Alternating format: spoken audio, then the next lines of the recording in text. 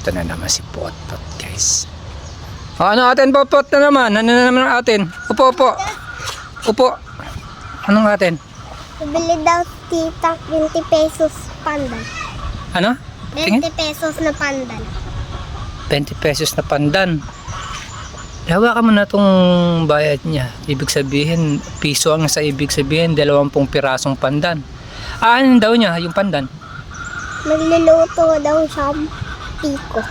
Biko. O, kita mo? Di kumita tayo rin sa reels natin kasi nga nagbebenta tayo. Eh, na paano ba yung pati nga, na paano ba yung nasa mata mo? Anong nangyari dyan? Ano? Pagsuntok sa kanto. Pagsuntukan ka sa kanto? Ay, sinasabi ko sa'yo, Potpot, ayaw mo kasing mag-aral kaya nagiging basagulero ka Mag-aral ka kasi. At least doon, may security guard doon, tsaka may teacher. Mapoprotektahan ka. Eh dito, pag di ka pumapasok, marami ring salbahing bata dyan. Kita mo nangyari sa mata mo. Talo ka ba? Suntukan? Talo ka ba? Panalo? Panalo ko dati.